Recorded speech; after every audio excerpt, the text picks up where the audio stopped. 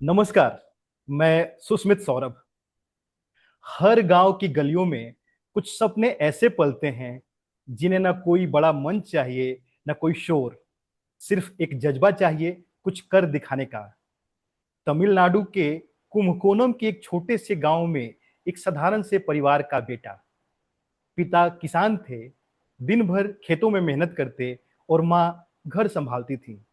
घर में दो बहनों के बीच अकेला भाई। गांव के प्राइवेट स्कूल में शुरू हुई पढ़ाई। सरकारी कॉलेज में कंप्यूटर साइंस पढ़ते हुए एक सपना आकार लेने लगा। कॉलेज के दिनों में ही वायुसेना की भर्ती की रैली आई। लड़के का चयन भी हुआ, लेकिन नौकरी मिलने में अब भी देर थी। मजबूरन लगभग एक साल तक लड़का चेन्नई की सड़कों पर सेल्स एग्जीक्यूटिव बनकर खड़ा रहा, सिर्फ इसलिए ताकि घर का खर्च चल सके और उसका सपना जिंदा रहे। फिर आया वर्ष 2004, जब पहली बार उसने वर्दी पहनी। ट्रांसपोर्ट एयरक्राफ्ट में टेक्नीशियन की भूमिका मिली। नौकरी के दौरान ही अमेरिका की धरती पर कदम रखा, जहां कुछ महीने प्रशिक्षण में बिताए। लौटकर भारत में 2 वर्षों तक अमेरिकी इंजीनियरों के साथ भारतीय वायुसेना के लिए काम किया। देश के लिए चुपचाप, बिना किसी शोहरत के 20 साल की ड्यूटी, अनुशासन, त्याग और गौरव। वो अब न्यू इंडिया इंश्योरेंस में काम करते हैं, तमिलनाडु में ही, अपने गांव के पास, जहां कभी उन्होंने सपने देखे थे। अब वो दूसरों को भरोसा दे रहे हैं। ये कहानी है श्री दिनेश बालू की, एक किसान के बेटे से लेकर एयरफोर्स के टेक्नीशियन और फिर बीमा सेवा तक का भावुक सफर। एक सर्विसमैन डायरीज में आज हमारे मेहमान हैं तमिलनाडु में न्यू इंडिया इंश्योरेंस में कार्यरत श्री दिनेश बालू। दिनेश जी, वणकम। வணக்கம் வணக்கம் வணக்கம். ரொம்ப சந்தோஷம் सर। बोलिए जी, बोलिए बोलिए. हम जानते हैं कि हिंदी आपकी मातृभाषा नहीं है, और हम इसके लिए आपका विशेष धन्यवाद करते हैं कि आप हमारे इस शो में इस भाषा में बात करने वाले हैं। तो पहले आपसे बात करते हैं कि तमिलनाडु क्या है। एक राज्य, एक सभ्यता, एक संस्कृति, हाथियों का प्रदेश, मंदिरों का शहर, कलाम की धरती, या और कुछ?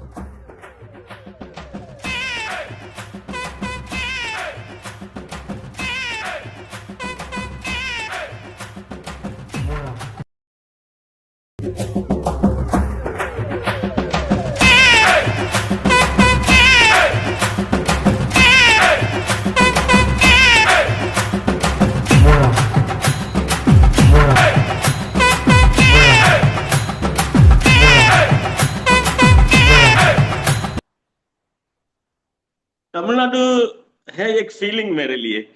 जी जो 20 साल छोड़ के दूसरा स्टेट में रहा, उनके लिए जी तमिलनाडु मेरी एक फीलिंग है. जी ठीक है. हम तमिलनाडु में घुसते ही ना, हमारा जी पूरा एक फीलिंग आ जाएगा. ठीक है. हम जी कुछ कुछ और फील करने लग जाएंगे. तो जी तमिलनाडु मेरे लिए एक फीलिंग है. जी जी जी। जाहिर सी बात है कि संस्कृत में एक श्लोक है कि जननी जन्मभूमि स स्वर्गापि स्वर्गदापि गरियसी, यानी कि जो जन्मभूमि होती है, जो जन्मदाता स्थान होता है, वो स्वर्ग से भी बढ़कर होता है, उससे भी बड़ा होता है। आपकी कहानी से कई बातें उभर कर सामने आती हैं। कई प्रश्न आते हैं कि जब एक बेटा खेतों में पिता के साथ काम करता है और तमाम कठिनाइयों को झेलता है, कई समस्याओं का सामना करता है, फिर कभी ऐसा लगा कि जिंदगी आपकी यहीं तक सीमित रह जाएगी? नहीं, देखिए, हम खेती में काम करते भी जी हमारा सोच थोड़ा सा ऊपर था. जी कि हम हमेशा थोड़ा सा, ये हमको किसी से कमी नहीं समझते. मेरा पापा उसका महसूस कभी होने नहीं दिया. जी किसान रहते हुए मेरा पापा हमेशा यही बोलता है कि हमसे कोई आगे है नहीं. जी। ठीक है. अगर इस दुनिया में कोई इंसान कुछ कर सकता है तो हम भी कर सकते हैं. ये मेरा बिल्कुल पापा बिल्कुल का बिल्कुल। रेगुलर वर्डिंग था. तो जी इसलिए ऐसा यहीं पे रुक जाएगा ऐसा कुछ सोच नहीं था. जी हमेशा हम आगे बढ़ने के लिए सोचा, और आज भी सोच रहे हैं. जी जी जी जी जी। जाहिर सी बात है कि आपकी जो सोच है आपको इस मुकाम पे ले गई, इस मंजिल पे ले गई। दो बहनों के बीच एक भाई, क्या बचपन से ही आपको जिम्मेवारी का एहसास होने लगा, जिम्मेदारी महसूस होने लगी? हाँ, जरूर है, इसमें कोई डाउट नहीं है। जी बहन है तो कुछ जिम्मेदारी, क्योंकि फिनेंशियली हम इतना साउंड नहीं था, तो जिम्मेदारी ऑब्वियसली मेरे पास ही रहता है। तो जी उसको मैं शुरू से, मतलब कि मैं थोड़ा सा पहले ही उसको रिस्पॉन्सिबल लेने लग गया। जी मेरा जब प्लस टू था, मैं प्लस टू खत्म करके कॉलेज में जाना था, तो मैं जी उतना सोचा कि अगर मैं प्राइवेट कॉलेज में ज्वाइन कर लूंगा तो मेरा जो बहन है पीछे जो पढ़ रही है उसका खर्च में दिक्कत आएगा। सोच के मैंने प्राइवेट कॉलेज में अच्छा कोर्स मिला, लेकिन मैंने उसको चुना नहीं। जी मैंने गवर्नमेंट कॉलेज में अपना एक एडमिशन लिया। तो जी वो रिस्पॉन्सिबिलिटी हमेशा रहा और आज का डेट में भी है। जी जी जी जी जी जी। हाँ, जाहिर सी बात आती है जब अपनों की, अपने परिवार की, तो कई सारी कुर्बानियां हमें देने पड़ती हैं, कई सारे समझौते हमें करने पड़ते हैं, और आपकी जिंदगी में भी वो समझौते कहीं ना कहीं देखने को मिलते हैं। आपका चयन वायुसेना में हो चुका था, अभी कुछ समय बाकी था ज्वाइनिंग लेटर रिसीव करने में। फिर परिवार के समक्ष एक आर्थिक बोझ, समस्याओं का पहाड़। फिर आपने चेन्नई में सेल्समैन की नौकरी की, सेल्स एग्जीक्यूटिव की नौकरी की। तो चेन्नई में सेल्स एग्जीक्यूटिव की नौकरी करते हुए कभी दिल टूटा, कभी ऐसा लगा कि यह सपना अधूरा ही रह जाएगा? हाँ, चेन्नई में मैं मेरा सिलेक्शन हो चुका था, लेकिन कम से कम 7-8 महीने हो गया, लेकिन जी कोई कॉल लेटर नहीं आया। तो मैंने सोचा कि ठीक है, हम यहीं पे रुकना नहीं चाहिए। कॉलेज जी खत्म हो गया, अप्रैल में मैंने एग्जाम लिखा, मई में मैं पहुंच गया चेन्नई। जी चेन्नई में गया, क्या करना है कुछ पता नहीं, कोई जी कॉन्टेक्ट नहीं है, एक दो कॉन्टेक्ट है, उसी को लेके मैं चेन्नई पहुंच गया। वहां जाके किसी तरफ से 15-20 दिन का अंदर में कुछ नौकरी ले लिया, जी और आसानी से नौकरी मिला सेल्समैन का। तो जी मैंने सेल्समैन का नौकरी चुना। लेकिन सेल्समैन में ज्वाइन करने के बाद मैं ऐसे ही टेम्पररी जॉब बेसिस में ही सेल्समैन ज्वाइन किया। लेकिन जी उसके बाद मेरे को इतना इंटरेस्ट आ गया उसमें, 1 महीने काम करने के बाद लोगों से मिलना, उसके बाद बात करना, रेगुलरली मैं 40-50 लोग से मिल रहा हूँ, तो मेरे को वो अच्छा लग गया। फिर जी मैंने एमबीए का एडमिशन ले लिया मार्केटिंग में, जी करस्पॉन्डेंस में। जी जी तो अच्छा चल रहा था। कम से कम मैंने 10 महीने का पूरा टाइम बिताया, तब तक मेरा कॉल लेटर आ गया एयरफोर्स का। जी जी। एक जब प्रश्न एयरफोर्स सा का कॉल होगा, लेटर आ गया तो, हाँ जी। कि अब एमबीए करें, सेल्स एग्जीक्यूटिव की नौकरी करें, कि फिर एयरफोर्स में जाएं? यस यस यस, ये जरूर था। और उस समय फोन वगैरह नहीं रहता था, सेलफोन का जमाना नहीं था लेकिन जी कुछ कम लोग के पास ही रहता था, मेरे पास नहीं था। तो 2 दिन के बाद पता चला मेरे को, मेरा कॉल लेटर आ गया करके घर से। जी जी जी तो फिर मैंने काफी सोचा कि क्या करूं, इसी में कंटिन्यू करूं या एयरफोर्स में जाऊं। लेकिन मेरा परिवार में कोई फौजी आदमी नहीं है, ऊपर जी से एयरफोर्स है, जी। थोड़ा सा एक बिल्कुल बिल्कुल नाम है बिल्कुल। एयरफोर्स का। तो फिर मैं सोचा कि चलो जाके देखते हैं क्या है। जी जी जी जी जी जी जी। ऐसा शुरू हुआ मेरा ओके एयरफोर्स ओके का ओके। लाइफ। जी जी जी। आपका चयन एयरफोर्स में हुआ, आप ट्रेनिंग सेंटर में पहुंचे। तो पहला अनुभव कैसा रहा ट्रेनिंग सेंटर में? कभी ऐसा लगा कि मुझे घर की बहुत याद आ रही है? क्या आप अकेले में घर के लोगों को याद करके कभी रोए? हाँ, याद तो आता है। शुरुआत में 1-2 दिन बहुत दिक्कत हुआ, लेकिन क्या है, मेरा ट्रेनिंग जो हम लोग सेलेक्ट हुआ 100 लोग, जी उसमें से काफी बच्चा था, मतलब कि 10th स्टैंडर्ड 11th 12th वाला बच्चा बहुत ज्यादा था। जी और 2-3 लोग हमारा, कुछ लोग हैं, हम लोग 3 लोग हैं, कॉलेज खत्म करके आया। जी। तो थोड़ा सा मेच्योरिटी लेवल हमारा हाई था। तो बिल्कुल। बच्चा जो 10th प्लस 1 वाला, कम से कम मेरे पास रोज 3-4 लड़का आता था। मेरा ये एट्रीमेट्स आज का डेट में जो है, जो जी जी रिटायर जी होके अभी घर पे बैठा है, जी बिल्कुल। आके रोता था मेरे पास। भाई, ओके। रोने वाला सिचुएशन में मैं बैठा हूँ, मेरे पास आके कोई रो रहा है। तो मैं उनको संभालने लगा, भाई ऐसा नहीं है, और 3 महीने का ट्रेनिंग है, हो जाएगा, अच्छा नौकरी मिल जाएगा, घर का सारा प्रॉब्लम सॉर्ट आउट हो जाए, ऐसा ऐसा करके उनको मैंने बोलता था। तो जी जी जी ऐसा था कि रोने वाला आदमी किसी को कि कोई रो रहा है उसका कंसोल कर रहा हो, इस टाइप का था शुरुआत में। और जी बीत गया था 3 महीने। जी जी जी जी जी। वो एक गीत है, मुझे याद आता है, हिंदी गाना है कि दुनिया में कितना गम है, मेरा गम कितना कम है, औरों का गम देखा तो मैं अपना गम भूल गया। तो जाहिर सी बात है सही है, सही। कि ट्रेनिंग सही बोल सेंटर रहे हो, सही में, बोल रहे हो। जी जी, ट्रेनिंग सेंटर में लड़के बहुत दूर दूर से अपना घर परिवार छोड़ के आते हैं। जब अपने घर की याद आती है तो एक कंधा चाहिए होता है जिसपे वो सर रख के रो सके, और आप वो कंधा बने। कितनी अच्छी बात है। हाँ, अच्छा है वो। आज भी सोचता हूँ, अच्छा लग रहा है फिर। नो जी जी डाउट। जी जी जी जी, बिल्कुल बिल्कुल बिल्कुल। एयरफोर्स में नौकरी के दौरान आप अमेरिका में रहे, मुझे जहां तक मालूम है कि 3-4 महीने आपने अमेरिका में बिताए। क्या उस पल गांव की वो कच्ची मिट्टी याद आई? क्या महसूस हुआ था उस एक किसान के बेटे को जो अपनी धरती को छोड़ अमेरिका की धरती पर कदम रख रहा था? देखो, मैं पहले ही आपको बोला था कि हम खेती में काम करते हुए हमारा सोच थोड़ा सा हाई ही था कि जी मैं उस समय भी सोचता था कि शुरुआत में मेरा मामा एक लॉन्ग रिलेटिव में, दूर रिलेटिव में एक मामा है, वो अमेरिका में नौकरी जी करता था, अभी भी है वो उधर। जी जी तो वो अमेरिका का सपना था।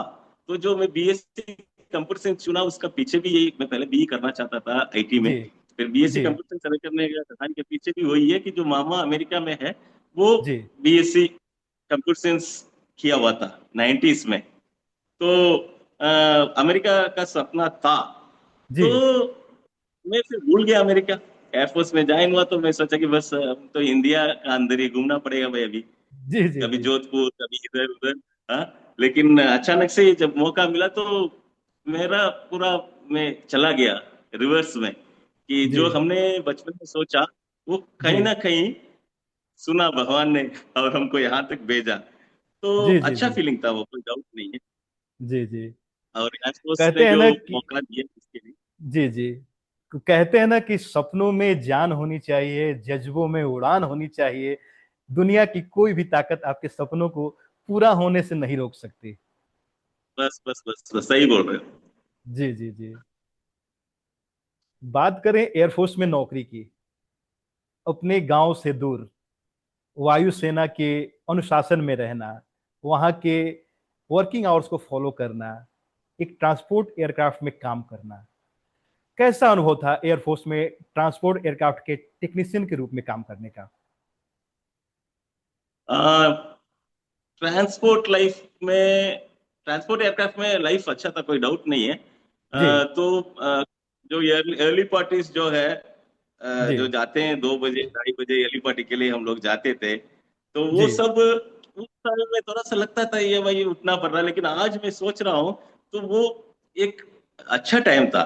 जी और एयरफोर्स का टेक्नीशियन बन के ना, मैं जी सिविल टेक्नीशियन से अगर कंपेयर करूंगा जी एयरफोर्स टेक्नीशियन को, वो अलग लाइफ है। सिविल टेक्नीशियन और एयरफोर्स टेक्नीशियन में कोई मिलावट है ही नहीं, मतलब कोई कंपैरिजन है ही नहीं। जी क्योंकि यहाँ पे अपना इसमें प्रेशर है, टाइम का कमी है, कभी कभी उसको लेके चलना पड़ता है। तो अगर बंदा बिल्कुल कूल है, तब वो सही से उस टेक्निकल काम को कर सकता है इन जी टाइम, और सही तरीका से करना है। तो उसके लिए कूल माइंड बहुत जरूरी है। तो वो जो अनुभव दिया एयरफोर्स ने, किसी भी प्रेशर कंडीशन में जी ठंडा दिमाग के साथ रहना, जी वो अनुभव एयरफोर्स ने दिया। तो वो आज का डेट में भी मेरे लिए फायदा है। जी। यहाँ बात करते हैं, पीटी होती है, परेड होती है, कई तरह की ड्यूटीज होती हैं, आपको घर से बाहर जाना पड़ता है, अपने शहर को छोड़ के जाना पड़ता है, उसमें पढ़ाई करनी पड़ती है, बहुत सारी परिस्थितियां होती हैं। तो ऐसा क्या लगता है, कैसे ये चीजें मैनेज कर पाता है एक एयरफोर्स में काम करने वाला कोई व्यक्ति? देखो, वो रूटीन में आ जाता है हमारा ना, जी कि पीटी करना है, परेड करना है, जी तो रूटीन में आ जाता है। जी तो उसके साथ करना पड़ेगा, क्योंकि अगर आप सर्विस छोड़ के बाहर जाके कुछ करना है तो जी एक्स्ट्रा टाइम देना ही पड़ेगा। टाइम मैं बोलता हूँ कि जो टाइम अगर दे दिया किसी बंदा ने किसी चीज में, जी तो पक्का उसका फल तो मिलेगा ही मिलेगा। और बिल्कुल। बिना टाइम का तो आपका कुछ होगा नहीं। तो टाइम जी मैनेजमेंट बहुत जरूरी है, करना पड़ेगा। जी। तो जिंदगी में आप उस कुछ करना चाहते हैं, कुछ अलग करना चाहते हैं, दूसरों से हट के दिखना चाहते हैं, तो आपको समय निकालना पड़ेगा, आपके जीवन को उस तरह से ढालना पड़ेगा। पक्का।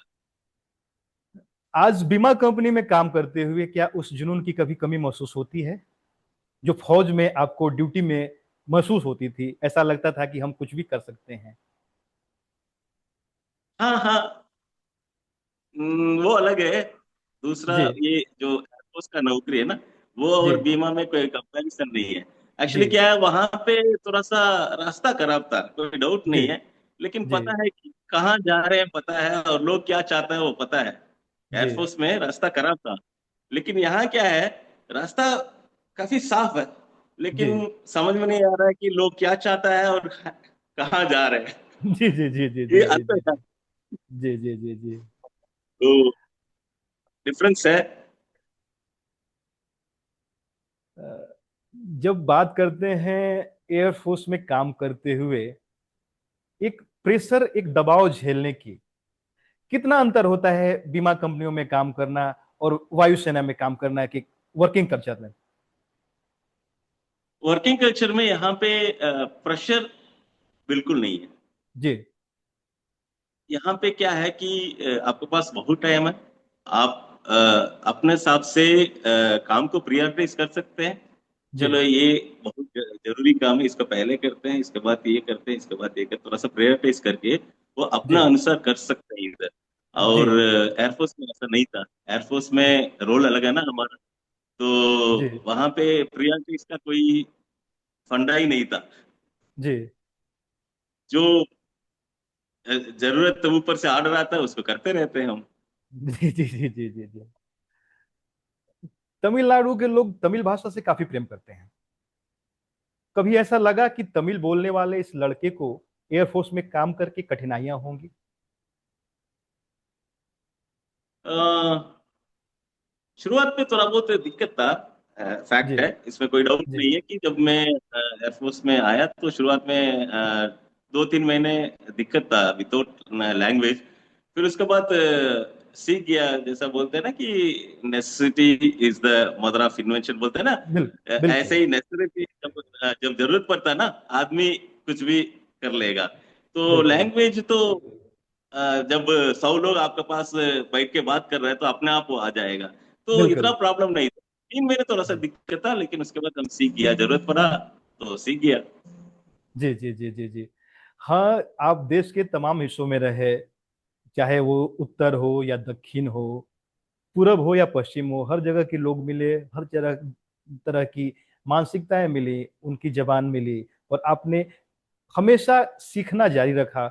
और उसका नतीजा है कि आप इतनी अच्छी तरह शुद्ध हिंदी में बात कर पा रहे हैं। Thank you, thank you. क्या अब आपको कभी ऐसा लगता है कि तमिल, कन्नड़, मराठी बोलने वाले लोगों को हिंदी पढ़ने या समझने की आवश्यकता नहीं होती? नहीं, जैसा लैंग्वेज सीखना कोई खराब चीज नहीं है। आप जो भी लैंग्वेज सीखते हैं कुछ भी सीख सकते हो, उसका कोई ये नहीं है। लेकिन जी बात आता है कि रिक्वायरमेंट क्या जी है जी और आपका अफोर्डेबिलिटी क्या है। जी ये दो चीज होता है ना। रिक्वायरमेंट, कोई लैंग्वेज सीखना है, मैं क्यों सीखूं, ऐसा एक क्वेश्चन आता है। फर्स्ट क्वेश्चन आता है, क्यों सीखूंगा जी एक लैंग्वेज। और क्या मैं सीखने लायक हूँ, जी मेरे पास सीखने का मौका है, क्या इतना लेक्चरर्स है मेरे पास सीखने का, या उस लैंग्वेज को। और उस लैंग्वेज को मतलब मैं ऑलरेडी कुछ सीख रहा हूँ, उसका ऐड ऑन हो जाएगा तो उसके लिए थोड़ा सा भारी पड़ जाएगा। तो ये बहुत चीज है। ये ज्यादा पॉलिटिक्स हो जाएगा, मैं अगर शुरू करूंगा तो इसमें ज्यादा पॉलिटिक्स हो जाएगा। सिंपली अगर बोलूंगा, अगर किसी को जरूरत है हम्म और ऑफर कर पा रहा है तो कोई हम्म। भी लैंग्वेज, कितना भी लैंग्वेज सीखने में कोई प्रॉब्लम नहीं है। ये मेरा स्टैंड है। नहीं, जैसे बात करते हैं कि लोग कहते हैं कि आरोपित की जा रही है, मुझे लगता है कि अगर हम भारत में रहते हैं तो एक भाषा सीखने में कोई बुराई नहीं होनी चाहिए। कि हाँ, देखिए जैसे हम फौज में हैं, हम काम करते हैं, हमें देश के किसी कोने में रहना पड़ता है, तो वहां जाहिर सी बात है कि अगर दक्षिण भारत के कुछ राज्यों की बात न करें तो बाकी जगह पे हिंदी की आवश्यकता पड़ती है। तो इसमें अगर ये कहना है कि हम पे आरोपित किया जा रहा है, ये कोई आरोपण तो है नहीं। हमें अपनी जरूरतों के अनुसार उसको सीखना चाहिए। आरोप लगाने वाला या जो भी है, जी। जो वो सबके लिए अपना जस्टिफिकेशन है। ठीक बिल्कुल। है। तो जी उनका जहां पे जाके हम बैठेंगे तब समझ पाएंगे कि ऐसा वो क्यों बोल रहा है, ऐसा ये क्यों बोल रहा है। जी। ऐसा जी मीडिएटर रहेंगे ना, हम कुछ भी बात कर सकते हैं। जी। लेकिन ऐसा नहीं, सिचुएशन बिल्कुल। बदलता है, आदमी का आदमी, सिचुएशन का सिचुएशन बदलता है। तो जी इसमें मेरा नो कमेंट्स है। जी जी जी जी जी जी। फिल्में देखते हैं? फिल्में देखता हूँ। तमिलनाडु को एक अच्छी सी बहुत फिल्म। अच्छे से फिल्म तो हमारा रजनीकांत का है, बहुत सारा फिल्म जी है, कमल हासन का बहुत सारा फिल्म, ये तो नहीं है, बहुत सारा है। जी जैसा जी आप जी जी देखना चाहेंगे तो कमल हासन का हेराम देख लीजिए, जी जिसमें शाहरुख खान भी है। जी। हाँ जी। दक्षिण भारतीय फिल्मों में जहां बात आती है प्रकृति को दिखाने की, प्रकृति के प्रेम की, प्रकृति के चित्रण की, वो अपने आप में लाजवाब है। आपको क्या लगता है? नेचर की बात करें, अगर हम दक्षिण भारतीय अच्छा, फिल्मों में नेचर नेचर की नेचर बात किसने, करें, फैमिली रिलेशंस की बात करें, तो काफी खूबसूरती देखने को मिलती है। आपको क्या लगता है? देखो, पहले तो मैं, जैसा आपने नेचर वर्ड बोला तो मैं जी नेचर के बारे में बोल देता हूँ कि जी ये मैं, पहले शुरुआत में, आज का डेट में थोड़ा सा बदलाव आ गया, शुरुआत में मैं सिर्फ नेचर को ही भगवान मानता था। जी। जैसा नेचर है ना, नेचर मतलब कि जो जो पृथ्वी, उसको जी बोलते हैं। फिर धीरे धीरे मेरे को नेचर, जो आदमी है वो भी नेचर नेचर है, उस वहां तक पहुंच गया मैं।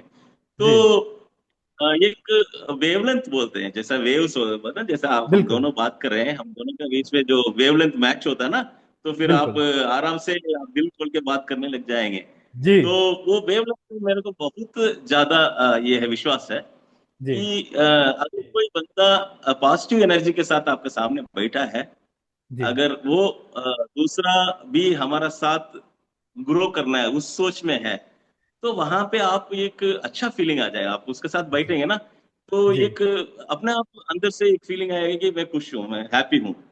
तो वो वाला फीलिंग के साथ रहना है। तो जी मैं live and let others live, इस पर प्रभाव जी। बोलते हैं ना, बिल्कुल। Live and let others live, जीनो, जियो और जीने दो। जियो ठीक और है। जीने दो। जी उस पे मैं, मेरा इवन व्हाट्सएप में मेरा ये रखेंगे, जो स्टेटस रखते हैं उसमें भी मैं यही रहता है कि live and let others live. जी। ठीक है। तो और जीना मतलब हैप्पीली जीना है। बिल्कुल। तो हैप्पीली जीना है, तो आपके साथ जो सराउंडिंग में लोग हैं वो खुश है, तब आप हैप्पीली रह सकते हो। तो कहीं ना कहीं आप ना, अगर किसी सिचुएशन में आप बैठे हो, आपके साथ दो तीन लोग हैं, हम्म। तो एक हैप्पीनेस होनी चाहिए जी आसपास में। तो उस जी। मोमेंट क्रिएट करने के लिए हमें हमेशा कोशिश करना है, और अपना परिवार में एक हैप्पी एटमॉस्फेयर क्रिएट करने के लिए हमेशा कोशिश करना है। तो ये चीज मैं इसी को नेचर समझता हूँ मैं। जहां तक बात आती है फिल्मों की, आज तमाम उत्तर भारतीय लोग दक्षिण की फिल्मों की ओर मुड़ते हैं, मुड़ रहे हैं। उनका हिंदी अनुवाद, हिंदी हिंदी रूपांतरण देखते हैं। जब प्रश्न पूछा जाता है तो उनका कहना ये होता है कि उनकी फिल्मों में एक समाज होता है, समाज के मूल्य होते हैं, समाज की वैल्यूज होती हैं, प्रकृति, नेचर के संग लगाव होता है। तो वो तमाम तरह की बातें दक्षिण के फिल्मों में देखने को मिलती हैं। वही बातें मैं आपसे पूछना चाहता हूं कि क्या लगता है, ऐसा क्यों होता है? देखो भाई, ये चीज है ना, ये आप कुछ नया चीज देखेंगे ना, उसका जी ऊपर आपका ध्यान ज्यादा। जी तो ये चीज मैंने उधर भी देखा, जो जी परिवार में जो वैल्यू देता है वो जी नॉर्थ में भी है। जी मतलब नॉर्थ में कुछ चीज जो है, जो हम इधर नहीं करते लेकिन वहां करते हैं। जी ठीक है। तो उसको देख के मैं सीखा था एक्चुअली, जो हम जो बड़े लोग का पैर छूते हैं आप आते ही, आप जानते भी नहीं लेकिन बड़े लोग आए तो छून लेते हो, नॉर्थ में ये कल्चर है। बिल्कुल। साउथ में ऐसा कल्चर नहीं जी एक्चुअली। ठीक है। जी तो जी ऐसा इधर भी कुछ अच्छा कल्चर है, उधर भी कुछ अच्छा कल्चर है। तो सीखने के लिए जितना इधर है उतना उधर भी है। बात आती है कि एक्सपोजर जितना आप देख रहे हो जी उस पे, जी जी देख रहे हो क्या जितना दिखा रहे हैं, जो जी। दिखा रहे हैं वही आप देखेंगे ना।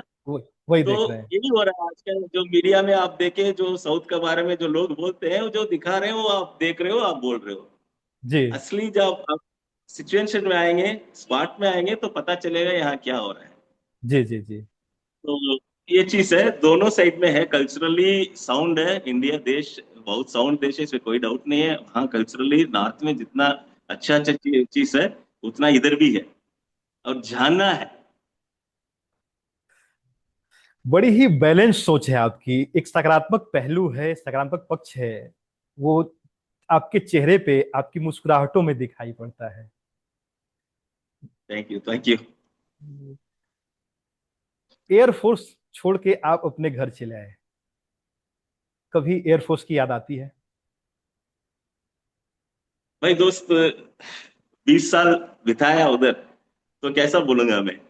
जी आज का डेट में भी मैं उड़ता हूँ, कम से कम 20-25 एयरफोर्स दोस्त लोग का याद आता है। जी सोचते रहता हूँ, जी जोशी कहाँ है, द्विवेदी कहाँ है, यादव जी कहाँ है, ये सोचते रहता हूँ। कोई डाउट जी नहीं है। जी जी तो वो तो बोलना ही सकता है। जी जी। कभी आकाश में उड़ते जहाजों को देख के ऐसा लगता है कि हाँ, हमने भी कभी इन जहाजों पे काम किया है, उनकी याद आती हो? हाँ, लास्ट डे तो बहुत कठिन समय था। लास्ट डे जो था उसमें, जहाँ पे मैं काफी सेंटिमेंटल आदमी हूँ कुछ जी जी मामला में। जी तो मैं जहाज के साथ भी सेंटिमेंटली काम करता था। मैं शुरुआत में जी एन थिएटर में जहाज के साथ बात करता था, मतलब कि जी एक इंटरनल वो जी रहता है मेरा अंदर जी जी कि, तो लगा जरूर था। आज का डेट में भी फील हो रहा है, बट क्या करें, आगे बढ़ना है लाइफ में, कहीं ना कुछ नेक्स्ट स्टेप जाना है, तो कुछ छोड़ना पड़ता है। जी जी। अमेरिका के लोगों के साथ काम करना भारतीयों के साथ काम करने से कितना अलग है? टोटली डिफरेंट है। जी जैसा कि अपना कल्चर अलग है, उनका कल्चर अलग है, उनका बात करने का तरीका, उनका सोचने का जो हम मल्टी स्किलिंग के तरफ जा रहे हैं, वो स्पेशलाइजेशन में जा रहे हैं। जी ठीक है, तो ये अंतर है, डिफरेंस है। तो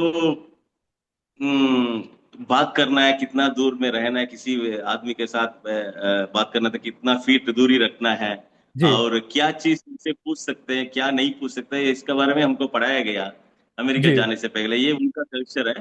तो आप ये सब चीज, जैसा आप जाते ही शादी हो गया क्या पूछ लेंगे हम, किसी जी से जी मिल लिया, दो तीन चीज बात, क्या कहाँ से आ रहे हो जी, यादव जी क्या हाल है, ऐसा पूछ के फिर पूछेंगे हाँ शादी हो गया, हाँ, बच्चा कितना है, ये सब पूछने लग जाते हैं। लेकिन वहाँ जी ऐसा पूछ नहीं सकते हैं अमेरिका। जी तो उनका टोटली उसको वो बुरा मान जाएंगे, ऐसा पूछेंगे, पर्सनल चीज जी पूछते हैं तो बुरा मान जाते जी हैं। जी तो बहुत डिफरेंस है।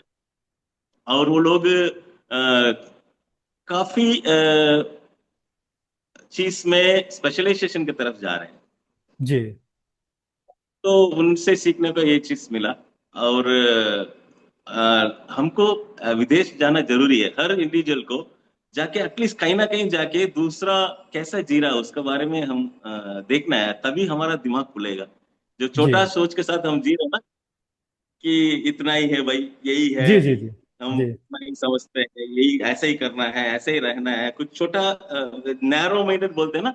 तो वो जी नैरो माइंड से अगर बाहर निकलना है, तो आपको विदेश जाना है एक बार, और देखना है बाकी लोग कैसा जी रहे हैं, तब पता जी चले जी हाँ भाई यही से है। इसको तो मैं मैक्विलियम से पूछा, do you know Lord Shiva, उन्होंने बोला कि हुई सी। समझ रहे हो ना? बिल्कुल। तो वहां पे कम से कम 150 करोड़ लोग हैं दुनिया में, कि उनसे लाट शिवा हुई पूछेंगे तो वो बोले हुई सी, तो हुई आपका सी। दिमाग ऑटोमेटिक खुल जाएगा। बिल्कुल समझ रहे हैं बिल्कुल बात? बिल्कुल। जी तो जी ये जी है, तो जाना चाहिए, तो तभी आप दूसरा के बारे में समझेंगे। जी। जाहिर सी बात है कि आपको एक विकसित इंसान बनना है, आपकी सोच को विकसित डेवलप रखना है, तो आपको देश की विदेश की यात्राएं करनी चाहिए, तमाम तरह के लोगों से मिलना चाहिए, ताकि आप उनके बारे में जान पाएं, उनकी सभ्यता को, उनकी संस्कृति को समझ पाएं। अब एक आखिरी प्रश्न आपसे पूछना चाहूंगा, इस समाज से, इस सोसाइटी से आप क्या कहना चाहेंगे?